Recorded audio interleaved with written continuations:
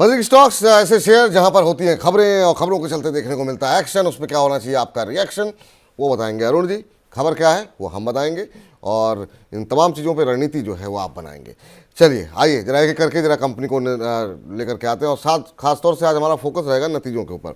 Venus pipes के ऊपर प्रश्न जो है पहली खबर है और ये कंपनी के रिजल्ट्स आए हैं, काफ़ी शानदार रिजल्ट्स रहे हैं। तीसरी तिमाही का मुनाफा दोगुना हो गया है, दोगुने से ज़्यादा हुआ है, 106% से ज़्यादा बढ़ करके 23.3 करोड़ रुपए रहा है। कंपनी की अगर आय पे नजर डालें, यहाँ पर भी अच्छी खासी बढ़त है, 52.2% की बढ़ोतरी देखने को मिली है और ये 207 करोड़ रुपए के आसपास रही है। कंपनी के एबिटा में भी 123% से ज़्यादा की बढ़त देखने को मिली है और ये 39.1 करोड़ रुपए देखने को मिली है। तो ये शानदार नतीजे रहे हैं जिसके चलते आज सुबह जो है हम देख रहे थे वीनस पाइप्स में 3% के आसपास की तेज़ी यहाँ पर देखने को मिल रही थी और अब ये तेज़ी बढ़ करके हो गई है 4.25% के आसपास की, 1513 ये मौजूदा स्तर देखने को मिल रहा है। सर नतीजे काफ़ी अच्छे रहे हैं, मुनाफा बढ़ा है और उसके चलते हम देख रहे हैं कि अच्छी मजबूती देखने को मिल रही है। आप कैसे देख रहे हैं सर वीनस पाइप्स को? बिल्कुल जी, नतीजे काफी शानदार है और वही सेम चीज आपको टेक्निकल चार्ट्स पे भी नजर आ रहा है। टेक्निकली स्टॉक काफी स्ट्रांग नजर आ रहा है, ऊपर में 1600 तक के लेवल्स मुझे लग रहा है स्टॉक में देखने को मिल सकते हैं। अगर किसी ने ले रखा है, लॉन्ग टर्म पोर्टफोलियो में ले रखा है, तो मुझे लग रहा है 1600 1620 जो कि रिसेंट हाई से वापस ये स्टॉक वहां तक जा सकता है। तो टेक्निकली पॉजिटिव है, वापस मुझे लग रहा है नीचे के लेवल से खरीदारी आनी चाहिए। 1600 तक के ऊपर में टारगेट है। जी, ये राय यहाँ पर निकल करके आती हुई बहुत सारे दर्शक अभी भी आईआरएफसी के बारे में बातचीत करना चाह रहे हैं, प्रश्न पूछ रहे हैं। उन सबसे निवेदन है कार्यक्रम समाप्त हो जाए, उसके बाद से शुरू के 2-3 सवाल जो होंगे उनमें आपको आईआरएफसी और तमाम रेलवे शेयरों, इरकॉन, इन सब पे जो है उत्तर अरुण जी का क्या है वो आपको देखने को मिल जाएगा। चलिए अगली कंपनी जरा स्क्रीन पर लेकर के आइए और उस पर जरा बातचीत करते हैं। और यहाँ पर भी हम देख रहे हैं एक्शन देखने को मिल रहा है और ये है ऑर्किड फार्मा। ऑर्किड फार्मा में खबर ये निकल करके आई है कि कंपनी की एक दवा है एनएससी एनमेटाजोटोन के नाम से और इसको यूरोप में बेचने को मंजूरी जो है वो मिल गई है। और ये जो दवा है ये निमोनिया के इलाज में जो है वो कामकाज में इस्तेमाल की जाती है और उम्मीद ये की जा रही है कि चूँकि यूरोपियन बाज़ार ने इसको सहमति दे दी है, वहाँ की जो भी नियामक संस्था है उसने जो मंजूरी दी है, तो उम्मीद की जा रही है कि यहाँ पर अब अमेरिका से भी मंजूरी मिल सकती है। और इसी खबर के चलते हम देख रहे थे कि सुबह के समय करीब जो है 19% के आसपास की तेज़ी ऑर्किड फार्मा के अंदर देखने को मिल रही थी और अब 20% का अपर सर्किट लग चुका है शेयर के अंदर। 863 का भाव इस समय देखने को मिल रहा है और यहाँ पर जो है एनएससी पर 863, बीएससी पर भाव आप देख रहे हैं 859 के आसपास का है। 20% का अपर सर्किट लग चुका है। सर ये तो काफ़ी शानदार मूव रहा है, 20% का अपर सर्किट लग चुका है ऑर्किड फार्मा के ऊपर। 6 महीने में करीब 50% के आसपास की रैली देखने को मिली है और पिछले एक साल में 150% ये शेयर चला है। फार्मा पे आपकी राय क्या होगी और ऑर्किड फार्मा चार्ट्स पर और फंडामेंटली कैसा लग रहा है आपको? देखिए विपुल जी, 2024 फार्मा काफी अच्छा कर सकता है। ऑलरेडी वो चीज नजर भी आ रही है, काफी फार्मा स्टॉक्स अपने हाइस के आसपास ही है। और जहां तक ऑर्किड फार्मा की बात है, वैसे तो ये ज्यादा ट्रैक नहीं करते क्योंकि ज्यादातर ये न्यूज फ्लो बेसिस पे ज्यादा चलता है, पर टेक्निकली अगर देखें तो काफी साउंड है। आज भी 20% का सर्किट स्टॉक में लगा है। तो जहां तक टेक्निकल्स की बात है, ऊपर में जो टारगेट्स अगर एक्सटेंशन निकालते हैं तो 1020 1040 ये दूसरे नेक्स्ट टारगेट्स नजर आ रहे हैं, जहां पे थोड़े गैप ऊपर में बने हैं।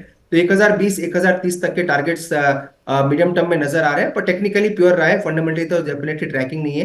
पर जहां तक दूसरे फार्मा स्टॉक्स की बात है, मुझे लग रहा है जाइडस लाइफ, इवन लुपिन जैसे स्टॉक्स वो काफी अच्छा कर सकते हैं, अपने हाइस के आसपास ही है।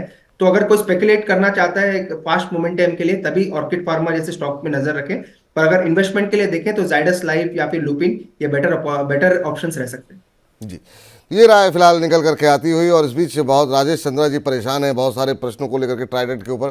सर जैसे बजिंग स्टॉक्स खत्म होगा आपका प्रश्न ले लेंगे। इरिडा के ऊपर बहुत सारे सवाल आ रहे हैं तो उस पर भी हम अगले सेगमेंट पे जाने से पहले, जब हमारा वाक्य आईपीओ सेगमेंट है उससे पहले ये तमाम 2-3 शेयर हम लोग डिस्कस कर लेंगे। तो आप लोग बार बार प्रश्न मत भेजिए, निश्चिंत रहिए, आपके प्रश्न इस पर हम डिस्कशन में ले लेंगे। चलिए अगली कंपनी जरा स्क्रीन पर लेकर के आइए। टाटा इन्वेस्टमेंट को लेकर के खबर आई है और टाटा इन्वेस्टमेंट में काफ़ी अच्छी मजबूती देखने को मिल रही है क्योंकि नतीजे काफ़ी शानदार रहे हैं। कंपनी की आय में 34% से ज़्यादा का इजाफा देखने को मिला है और ये 37.66 करोड़ रुपए के आसपास रही है। कंपनी के अगर मुनाफे की बात करें तो मुनाफे में भी 54% से ज़्यादा की बढ़त देखने को मिली है और ये 53.24 करोड़ रुपए रहा है। कंपनी के अगर एबिटा की बात करें तो एबिटा में भी अच्छा खासा बढ़त देखने को मिली है और इसमें 43% का इजाफा देखने को मिला है और कंपनी का एबिटा तीसरी तिमाही में 45.23 करोड़ रुपए रहा है। और ईपीएस की अगर बात करें तो वो भी हम देख रहे हैं कि 6.82 रुपये प्रति शेयर से बढ़ करके ये 10.52 रुपये प्रति शेयर हो गई है तीसरी तिमाही के अंदर। और पिछले 6 महीने में 116% से ज़्यादा का रिटर्न इस शेयर ने दिया हुआ है। तो काफ़ी शानदार मूव टाटा इन्वेस्टमेंट के अंदर हमने देखा है कि आता हुआ दिखाई दिया है। और आज भी हम देख रहे हैं कि काफ़ी शानदार तेज़ी देखने को मिल रही है। यहाँ पर भी अपर सर्किट लग चुका है, 20% की रैली यहाँ पर देखने को मिल रही है।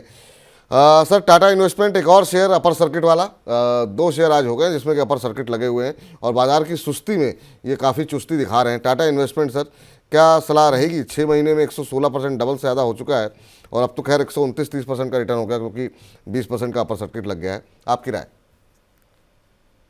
विपुल जी, ओवरऑल इस स्टॉक में मोमेंट टाटा टेक का जो आईपीओ आया था वहीं से स्टॉक में मोमेंटम देखने को मिला और वहां से स्ट्रॉन्ग मोमेंटम अभी भी नजर आ रहा है। रिजल्ट्स काफी स्ट्रॉन्ग थे, आज 20% का सर्किट है। तो ये प्योरली वैसे तो पोर्टफोलियो वाला स्टॉक है क्योंकि ज्यादा वॉल्यूम्स नहीं होते, इंट्राडे ट्रेड वाला स्टॉक वैसे भी नहीं है, पर नई खरीदारी की राय में थोड़ा वेट करें। 20% आप कह सकते हैं, अगर आप 3 दिन की बात करें तो ऑलमोस्ट 35% के आसपास का मूव स्टॉक में आ चुका है। तो डेफिनेटली एक रिट्रेसमेंट जरूर देखने को मिलेगा, वापस 5500 के आसपास जरूर एक बार स्टॉक आता हुआ नजर आएगा। तो वही लेवल्स आते हैं तो वहां पे ऐड करके चल सकते हैं, बाय करके चल सकते हैं। पर प्योर ट्रेडिंग का कॉल नहीं है, इन्वेस्टमेंट वाला कॉल है। पोर्टफोलियो में रखना है तो डेफिनेटली नीचे आता है तो बाय करके चल सकते हैं।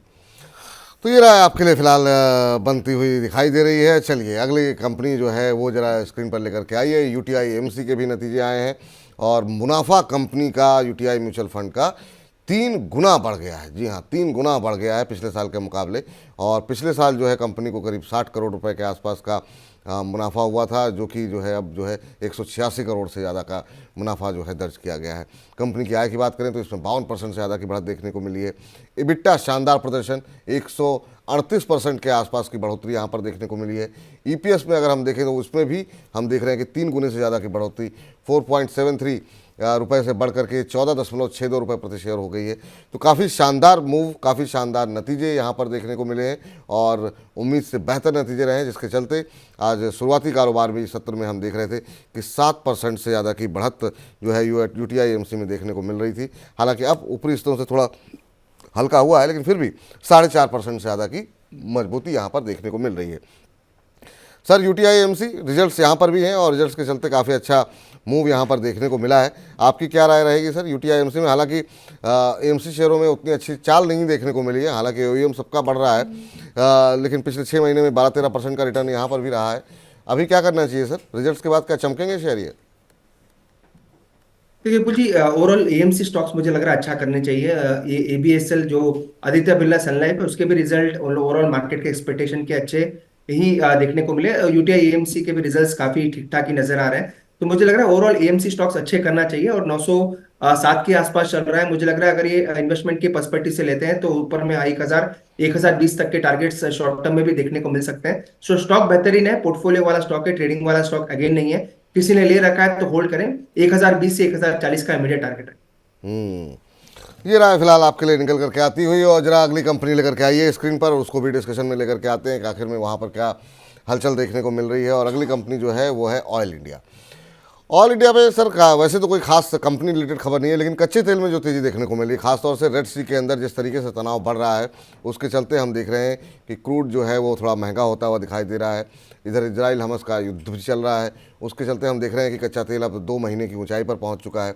और कच्चे तेल में तेज़ी की वजह से हम देख रहे हैं कि ओएनजीसी, ऑयल इंडिया, बाकी जो तेल गैस की कंपनियां उनमें काफ़ी अच्छी तेज़ी देखने को मिल रही है।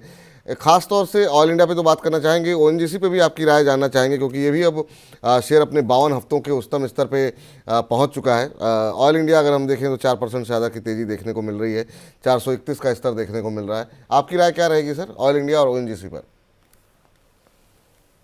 ऑयल इंडिया ओएनजीसी दोनों ही स्ट्रांग नजर आ रहे हैं और जिस हिसाब से क्रूड में नीचे से रिवर्सल देखने को मिल रहा है तो मुझे लग रहा है ये स्टॉक्स काफी अच्छा कर सकते हैं क्योंकि अभी तक स्टॉक में मोमेंटम बना है।